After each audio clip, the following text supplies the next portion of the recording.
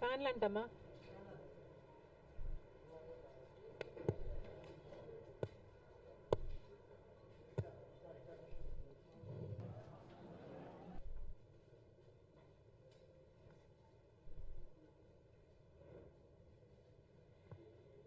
అందరికీ నమస్కారం. ఆంధ్ర రాష్ట్రంలో గత వారం రోజులుగా వర్షాలు సృష్టిస్తున్న బీభత్సాన్ని మనం అందరం చూస్తున్నాం. కోస్తాంధ్రలో అయితే ఏమి, ఉభయ గోదావరి జిల్లాలు అయితే ఏమి, విశాఖ ప్రాంతం అయితే ఏమి, ఏజెన్సీ ప్రాంతం అయితేనేమి, ఇలా అన్నీ దాదాపుగా మునిగిపోయాయి. లక్షల ఎకరాలలో పంట నష్టం జరిగింది. వేల కోట్ల ఆస్తి నష్టం కూడా జరిగింది.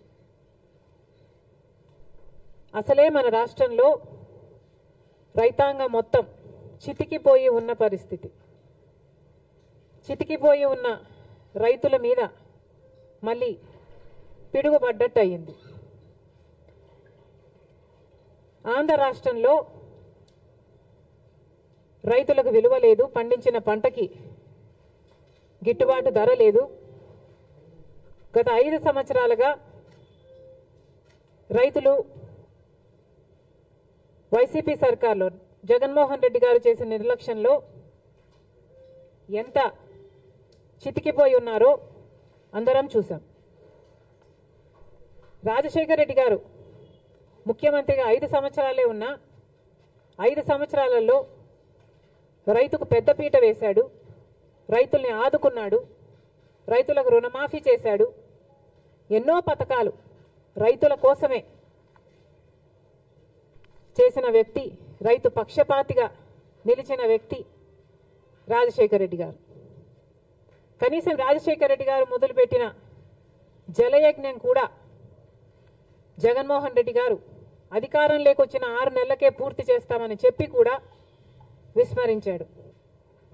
ఒక జలయజ్ఞంలో కొత్త ప్రాజెక్టులు కట్టడం కాదు కదా, అసలు ఉన్న ప్రాజెక్టులను కూడా కనీసం మెయింటెనెన్స్, కనీసం రిపేర్స్ కూడా చేయకపోతే ఎన్నో ప్రాజెక్టులలో గేట్లు ఊడి కూడా నదులలో తేలడం మేం చూసాం.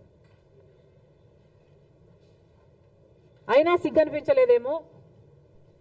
రైతుల కోసం 3,000 కోట్లతో ధర స్థిరీకరణ నిధి ఏర్పాటు చేస్తామని చెప్పారు. 1 సంవత్సరం కూడా పక్కన పెట్టలేదు. 4,000 కోట్లతో రైతులు పంట నష్టపోతే నష్టపరిహారం కింద పక్కన పెడతామన్నారు. 1 సంవత్సరం కూడా పెట్టలేదు. రాజశేఖర రెడ్డి గారు ఉన్నప్పుడు ఇన్పుట్ సబ్సిడీ అయితేనేమి, లేకపోతే డ్రిప్ మీద సబ్సిడీ అయితేనేమి, యంత్రాల మీద సబ్సిడీ అయితేనేమి, ఇలా ఎన్నో ఇచ్చి ఆదుకుంటే ఏది ఇవ్వకుండా రైతుల్ని ఘోరంగా ముంచేయడం గత 5 సంవత్సరాలుగా. రైతన్నవాడు అసలు ఆంధ్ర రాష్ట్రంలో అప్పే లేని రైతన్నవాడు లేకుండా మిగలకుండా పోయాడు. ఇంత చితికిపోయి ఉన్న రైతుల మీద ఈరోజు మళ్ళీ ఈ వర్షాల భారం. మరి రైతన్నవాడు ఏం చేయాలి? రైతులు ఎలా బతకాలి? ఇప్పుడు ముఖ్యమంత్రిగా చంద్రబాబు గారు ఉన్నారు. కూటమి సర్కార్ అధికారంలో ఉంది. మరి ఇప్పుడు కూడా రైతుల్ని ఆదుకోకపోతే ఆంధ్ర రాష్ట్రంలో అసలు రైతులే మిగలరు. ఇప్పటికే ఒకరోజే 10 సెంటీమీటర్లకు పైగా వర్షాన్ని ఎదుర్కొన్న ప్రాంతాలు ఎన్నో ఉన్నాయి. అసలు చాలా మటుకు రైతులు మళ్ళీ పంట వేసుకోలేని పరిస్థితిలో కూడా ఉన్నారు. అంటే మట్టి పుడుకుపోయి, అంటే వేసిన పంట నష్టపోవడం ఒక ఎత్తు అయితే, మళ్ళీ ఈ వర్షాలు అయిపోయిన తర్వాత పంట వేసుకోలేని పరిస్థితులు కూడా ఎంతో మంది రైతులు ఎదుర్కొంటున్నారు. మరి ఇలాంటి వాళ్ళ పరిస్థితి ఏమిటి? మళ్ళీ చెప్తున్నాం, కూటమి సర్కార్ అధికారంలో ఉంది. చంద్రబాబు గారు ముఖ్యమంత్రిగా ఉన్నారు. ముఖ్యమంత్రిగా ఉన్న చంద్రబాబు గారు మన రైతుల గురించి, వాళ్ళ పరిస్థితిని గురించి ఆలోచించాల్సిన అవసరం ఉంది. రైతులను ఆదుకోవాల్సిన అవసరం ఉంది. కూటమి సర్కారు అధికారంలో ఉంది. అయినా కూడా బీజేపీ వైఖరి మన పట్ల ఎలా ఉందో ఒకసారి ఆలోచన చేయండి. నేషనల్ డిజాస్టర్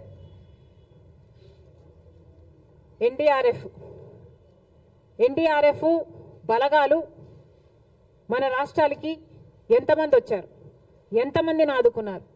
ఇదే వర్షాలు ఒకవేళ యూపీలోనో గుజరాత్లోనో పడితే అక్కడ ఎంతమంది బలగాలు ఉన్నారు? మన రాష్ట్రం అయితే ఎందుకు ఈ సవతి తల్లి ప్రేమ? ఇంకెన్నాళ్ళు? గత 10 సంవత్సరాలుగా బీజేపీ ప్రభుత్వం కేంద్రంలో అధికారంలో ఉండి కూడా మనకు ఒక్క మేలు కూడా చేయకపోగా ప్రతి విషయంలోనూ మోసం చేసుకుంటూనే వచ్చింది. మరి అలాంటి బీజేపీతో చంద్రబాబు గారు కూటమి కట్టారు. ఆ కూటమి ఇప్పుడు అధికారంలో ఉంది. మరి ఇప్పుడైనా మన రైతుల్ని ఆదుకోకపోతే మన రైతులు నిజంగానే చితికిపోతారు. దయచేసి చంద్రబాబు గారు దీన్ని ఒక మామూలు వర్షంగానో వర్షాకాలం వర్షంగానో చూడకుండా రాష్ట్ర విపత్తుగా దీన్ని పరిగణలోకి తీసుకొని ప్రతి రైతుకి ఏం కాంపెన్సేషన్ ఇస్తారు, ఎంతమంది రైతులు నష్టపోయారు, ఎన్ని ఎకరాలలో పంట నష్టం జరిగింది, ఎన్ని వేల కోట్ల ఆస్తి నష్టం జరిగింది, ఇవన్నీ వెంటనే లెక్కలు వేసి రైతులను ఆదుకోవాల్సిన అవసరం చంద్రబాబు గారికి ఉంది. చంద్రబాబు గారు పక్క రాష్ట్రంలో తెలంగాణ రాష్ట్రంలో రైతుల కోసం ఆ ప్రభుత్వం రుణమాఫీ కూడా చేయడానికి సిద్ధపడింది. మాకు చెప్పుకోవడానికి గర్వంగా ఉంది. అవతల తెలంగాణలో రేవంత్ రెడ్డి గారు ముఖ్యమంత్రిగా ఉన్నారు. కాంగ్రెస్ పార్టీ అధికారంలోకి వస్తే కాంగ్రెస్ పార్టీ రైతులకి రుణమాఫీ చేస్తుంది అని రాహుల్ గాంధీ గారు మీటింగ్ పెట్టి మరి ఎన్నికల ముందు చెప్పడం జరిగింది. ఆ వాగ్దానాన్ని ఈరోజు రేవంత్ రెడ్డి గారు నిలబెట్టుకోవడం జరిగింది. దాదాపు 40,000 రైతు కుటుంబాలను రుణ విముక్తుల్ని చేయడానికి సాహసం చేసింది రేవంత్ రెడ్డి గారి ప్రభుత్వం. ఒకప్పుడు రాజశేఖర రెడ్డి గారు ముఖ్యమంత్రిగా ఉండగా సోనియా గాంధీ గారి నాయకత్వంలో, మన్మోహన్ సింగ్ గారి నాయకత్వంలో దేశం మొత్తం మీద రుణమాఫీ చేసిన ఘనత ఒక్క కాంగ్రెస్ పార్టీది మాత్రమే. మళ్ళీ ఈరోజు రాజశేఖర రెడ్డి గారు రుణమాఫీ చేసినట్టుగానే అవతల తెలుగు ప్రజలకు రేవంత్ రెడ్డి గారు మళ్ళీ రుణమాఫీ చేయ తలపెట్టారు. అందుకు మనస్ఫూర్తిగా అభినందిస్తూ ఇక్కడ కూడా ఎందుకు చేయకూడదు అని చంద్రబాబు గారిని ప్రశ్నిస్తున్నాం. డబుల్ ఇంజన్ సర్కార్ అని మీరు అంటున్నారు. మరి కూటమి సర్కారు డబుల్ ఇంజన్ సర్కార్ అయినప్పుడు మన రైతుల్ని మీరు ఆదుకోవడంలో తప్పేముంది? మీ మేనిఫెస్టోలో లేకపోయి ఉండొచ్చు రుణమాఫీ, కానీ మన రైతుల పరిస్థితి ఏమిటో ఒకసారి కళ్ళు తెరిచి చూడాల్సిన అవసరం ఉంది. నిజంగానే మన రైతులు చితికిపోయి ఉన్నారు. అప్పులేని వాడు లప్పులేని రైతు లేనే లేడు ఈరోజు ఆంధ్ర రాష్ట్రంలో. ఏ రైతుని అడిగినా లక్షలలో అప్పుంది. రైతు పర్ క్యాపిటా డెట్ ఆంధ్ర రాష్ట్రంలో దేశం అన్నిట్లో అందరికంటే ఎక్కువ ఉంది. దాదాపు ప్రతి రైతుకి 2,50,000 రూపాయలు అప్పుంది. మరి ప్రభుత్వం ఆదుకోవాల్సిన అవసరం లేదా? ఏ ప్రభుత్వం అయితే ఈరోజు కేంద్రంలో అధికారంలో ఉందో ఆ ప్రభుత్వానికి ఆంధ్ర రాష్ట్రం నుంచి 25 ఎంపీలను, కూటమి ఎంపీలు 21 అయితే వైసీపీ ఎంపీలు 4, మొత్తం 25 మంది బీజేపీకే మద్దతు. అంటే 25 ఎంపీలను బీజేపీ ప్రభుత్వం వాడుకుంటుంది అధికారంలో ఉండడానికి. కానీ ఒక్కసారి కూడా ఒక్క మేలు కూడా గత 10 సంవత్సరాలలో చేసింది లేదు. ఇదే పరిస్థితే కేంద్రంలో ప్రభుత్వంలో ఉండడానికి మన ఎంపీలను వాడుకోవడం తప్ప మనకు ఒక్క మేలు కూడా చేసింది లేదు బీజేపీ. మరి అలాంటి వాళ్ళతో కూటమి కట్టారు చంద్రబాబు గారు. సరే, కడితే కట్టారు, అది మీ ఇష్టం. కానీ మన రైతులకు కూడా రుణమాఫీ చేయాల్సిన అవసరం ఉంది. మీరు వాళ్ళతో మాట్లాడతారో, బుజ్జకిస్తారో, ఒప్పిస్తారో, కొట్లాడతారో, ఏది చేసైనా సరే మన రైతులకు కూడా రుణమాఫీ చేసేటట్టు చంద్రబాబు గారు ప్రయత్నించాలని కాంగ్రెస్ పార్టీ డిమాండ్ చేస్తుంది.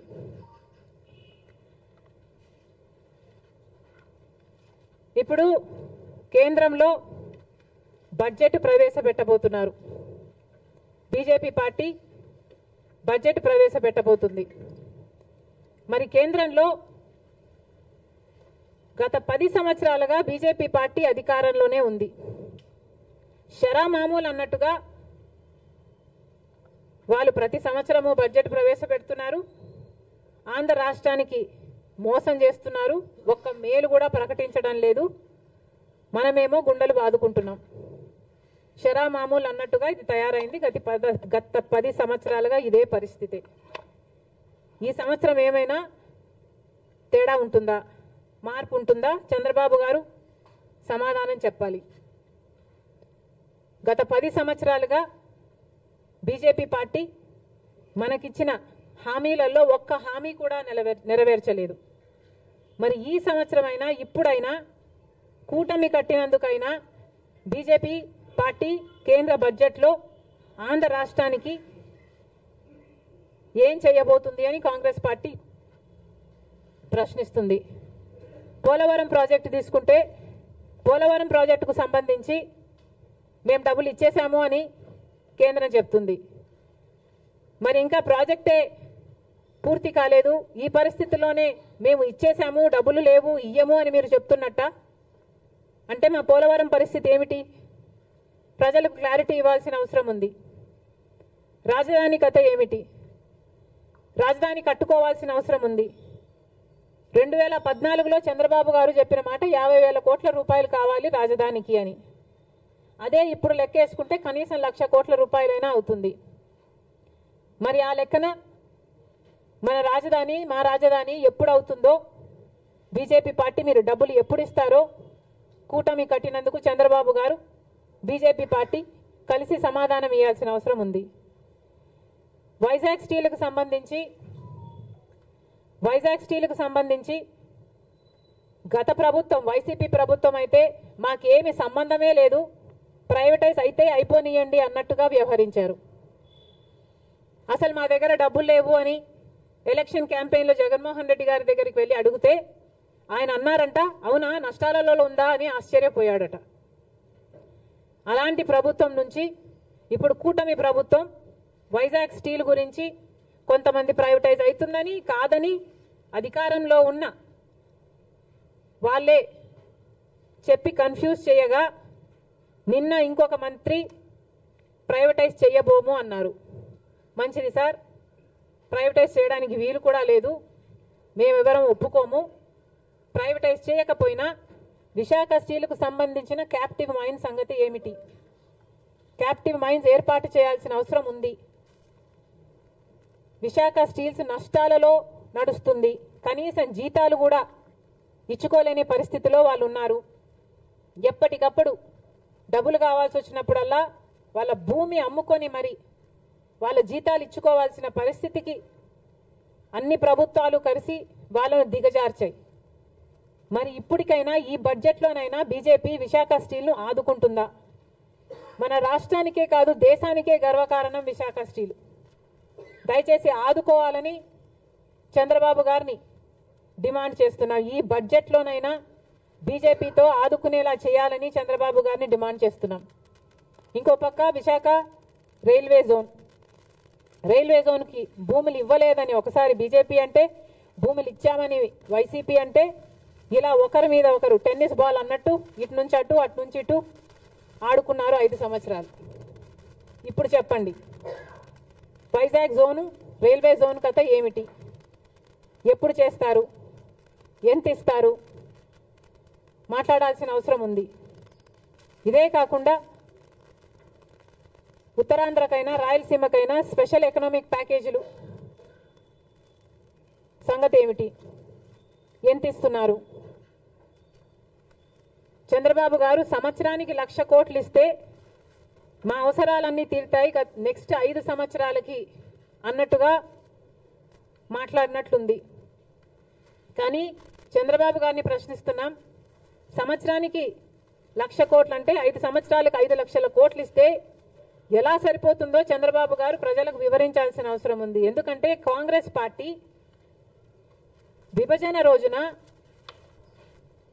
అన్ని హామీలకు మనీ ఈక్వివలెంట్గా ట్రాన్స్లేట్ అయితే కనీసం 12 నుంచి 15 లక్షల కోట్ల రూపాయలు విలువ చేస్తాయి ఆంధ్ర రాష్ట్ర విభజన హక్కులు హామీలు అన్నీ కలిపి అని ఒక అంచనా వేస్తే చంద్రబాబు గారు మాత్రం సంవత్సరానికి 1,00,000 కోట్లు ఇవ్వండి మేము సర్దుకుంటాం అన్న రీతిలో మాట్లాడడం సబబేనా? మనకు రావాల్సిన డబ్బుల్లో, మన రాష్ట్రానికి రావాల్సిన డబ్బుల్లో ఏ ఒక్క రూపాయి అయినా మనం ఎందుకు పోగొట్టుకోవాలి? చంద్రబాబు గారు, బీజేపీ సమాధానం చెప్పాలి. స్పెషల్ ఎకనామిక్ ప్యాకేజెస్ కింద మీరు ఎంత ఇస్తున్నారో క్లారిటీ ఇవ్వాల్సిన అవసరం ఉంది ఈ బడ్జెట్లో. కడప స్టీల్ ఫ్యాక్టరీ ఇంకా మొదలే కాలేదు, ఎడారిలాగా ఉంది ఆ ప్రాంతం. మరి మీరు డబ్బులు ఇవ్వాలి. బీజేపీ పార్టీ బడ్జెట్లో ఏం కేటాయిస్తుందో దానికి కూడా క్లారిటీ ఇవ్వాలి. బీజేపీ పార్టీ ఇవన్నీ ఆంధ్ర రాష్ట్రానికి సంబంధించిన ఇవన్నీ ఒక ఎత్తైతే, ఇక ప్రతిసారి చెట్టెక్కే బేతాళుడిలాగా ప్రత్యేక హోదా గత 10 సంవత్సరాలుగా గొంతు చించుకొని అరిచిన ప్రత్యేక హోదా అని బీజేపీ పార్టీ పట్టించుకోవటం లేదు.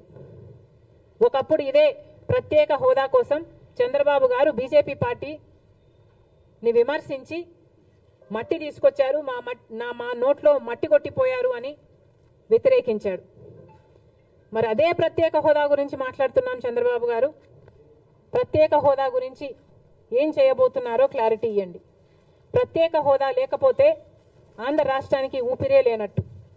ప్రత్యేక హోదా వస్తేనే మన బిడ్డల భవిష్యత్తు బాగుపడుతుంది. గత 10 సంవత్సరాలుగా చూసాము, మనకు ప్రత్యేక హోదా లేదు. ఈ ప్రత్యేక హోదా లేకపోవడం వల్ల కనీసం పట్టుమని కొత్త 10 పరిశ్రమలు కూడా రాలేదు ఆంధ్ర రాష్ట్రానికి.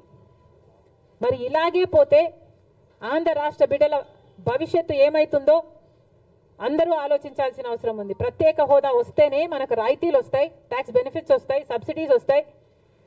ప్రత్యేక హోదా ఇచ్చిన రాష్ట్రాలలో వేల కొద్ది పరిశ్రమలు వచ్చాయి. మరి ఇవన్నీ రావాలి, జరగాలి అంటే ప్రత్యేక హోదా మనకు అవసరం. అలాంటి ప్రత్యేక హోదా కోసం ఏం చేస్తున్నారో, ప్రత్యేక హోదా కనీసం బీహార్ మాకు ప్రత్యేక హోదా కావాలి అని వాళ్ళ మీద ఒత్తిడి తెస్తుంది అని వింటున్నాం. కానీ టీడీపీ మాత్రం ప్రత్యేక హోదా మనకు అవసరమే లేదన్నట్టుగా మాట్లాడకుండా పోవడం చాలా దురదృష్టకరం, చాలా అన్యాయం. దయచేసి ప్రత్యేక హోదా కోసం కొట్లాడాల్సిన అవసరం ఉంది. మన ఎంపీలను వాడుకొని ఈరోజు బీజేపీ పార్టీ అధికారంలో ఉంది కాబట్టి మన రాష్ట్రానికి ప్రత్యేక హోదా తెచ్చే బాధ్యత చంద్రబాబు గారి మీద ఉంది. ఏ మోడీ గారైతే తిరుపతికి వచ్చి 5 సంవత్సరాలు కాదు 10 సంవత్సరాల ప్రత్యేక హోదా ఇస్తాను అని మాట ఇచ్చారో ఆ మాటని ఇప్పటికైనా నిలబెట్టుకోవాల్సిన అవసరం ఉంది అని కాంగ్రెస్ పార్టీ డిమాండ్ చేస్తుంది. ప్రత్యేక హోదా కోసం కాంగ్రెస్ పార్టీ డిమాండ్ చేస్తూనే ఉంటుంది. ఎందాకైనా కొట్లాడడానికి మేము సిద్ధం. ప్రత్యేక హోదాను మేము మర్చిపోనివ్వం. ప్రత్యేక హోదా ఆంధ్ర రాష్ట్రానికి ఊపిరి లాంటిదని మరొకసారి ఆంధ్ర రాష్ట్ర ప్రజలందరికీ మాటిస్తున్నాం. ప్రత్యేక హోదా కోసం కాంగ్రెస్ పార్టీ కొట్లాడుతూనే ఉంటుంది. Thank you.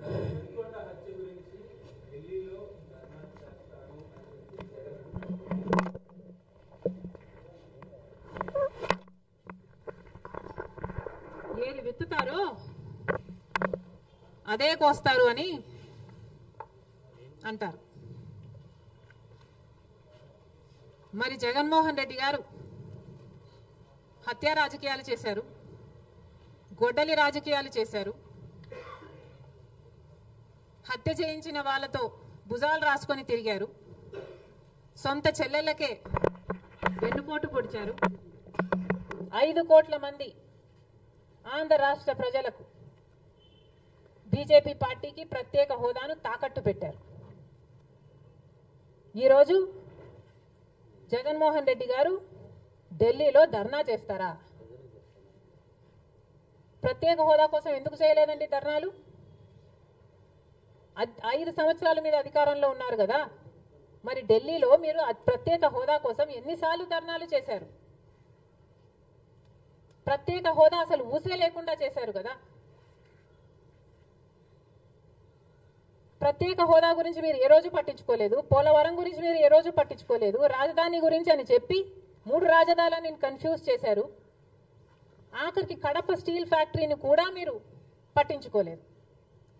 విశాఖ స్టీలు మన రాష్ట్రానికే తలమానికమైన అమ్మేస్తామన్నా కూడా పట్టించుకోలేదు. ఈరోజు మాత్రం ఢిల్లీకి వెళ్ళి ధర్నా చేస్తారట. మీ కార్యకర్తను చంపేస్తే ఢిల్లీకి వెళ్ళి మీరు ధర్నా చేస్తున్నారే, మరి మీ సొంత చిన్నాన్నను చంపేసినప్పుడు మీరు ఢిల్లీలో ఎందుకు ధర్నా చేయలేదు న్యాయం కోసం? జగన్మోహన్ రెడ్డి గారు సమాధానం చెప్పాలి. ఒకవైపు ఇక్కడ అసెంబ్లీ జరుగుతుంది. అసెంబ్లీ జరుగుతున్న సమయంలో మీరు అసెంబ్లీలో ఉండకుండా ఉండే ధైర్యం మీకు లేక ఇలా సాకులు వెతుక్కొని మీరు ఢిల్లీ వెళ్తామంటున్నారే, అంటే అసెంబ్లీలో ఏ బిల్లు ప్రవేశపెట్టినా అది ప్రజలకు వ్యతిరేకమైన అది పాస్ అయిపోవాలనా? మీరు ఉన్నదే 11 మంది. కనీసం ఆ బిల్స్ మీద డిస్కషన్ మీకు అవసరం లేదా? మీరు కొట్లాడాల్సిన అవసరం లేదా? ఏం ఆలోచన చేస్తున్నారు జగన్మోహన్ రెడ్డి గారు? అసలు ఈ వెనుకొండలో జరిగిన హత్య కూడా పొలిటికల్ మర్డర్ ఇది కానే కాదు, ఇది వ్యక్తిగత మర్డర్ అని కూడా అంటున్నారు కదా. మేము ఏదో సాక్షి మీడియానో లేకపోతే టీడీపీ మీడియానో పట్టుకొని మాట్లాడటం లేదు. మా ఎంక్వైరీలు మేము చేసుకొని న్యూట్రల్ మీడియాతో లోకల్గా మేము మాట్లాడిన తర్వాత మేము వచ్చిన కన్క్లూషన్ ఏమిటి అంటే ఇది వ్యక్తిగత మర్డర్. మొన్నటి వరకు కూడా హత్య చేసిన వాళ్ళు, హత్య గురైన వాళ్ళు ఇద్దరు వైసీపీతోనే ఉన్నారు. మరి అలాంటప్పుడు ఇది పొలిటికల్ మర్డర్ ఎలా అవుతుంది? ఈ పొలిటికల్ మర్డర్ అని మీరు చెప్పి మీరు ఢిల్లీకి వెళ్ళి ధర్నా చేస్తున్నారా? దేనికి? మీ ఉనికి కాపాడుకోవడం కోసం, మీ పార్టీ కోసం అని చెప్తున్నారు. ప్రజలు ఏం ఆలోచిస్తారు? ఈరోజు వరదలు వస్తున్నాయి మన రాష్ట్రంలో, వారిని వెళ్ళి పరామర్శించాలని మీకు అనిపించలేదు.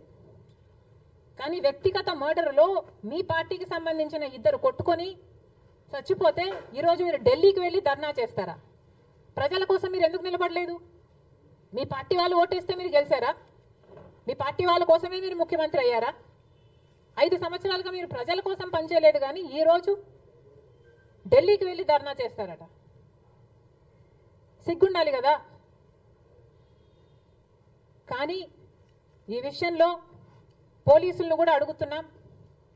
నడి రోడ్డు మీద ఇలా హత్యలు చేసుకుంటుంటే పోలీసులు ఏం చేస్తున్నారు?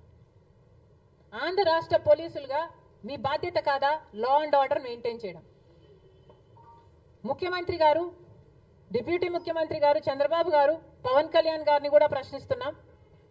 మీ హయాంలో నడి రోడ్డు మీద ఇలా మర్డర్లు జరిగితే మీరు బాధ్యులు కారా?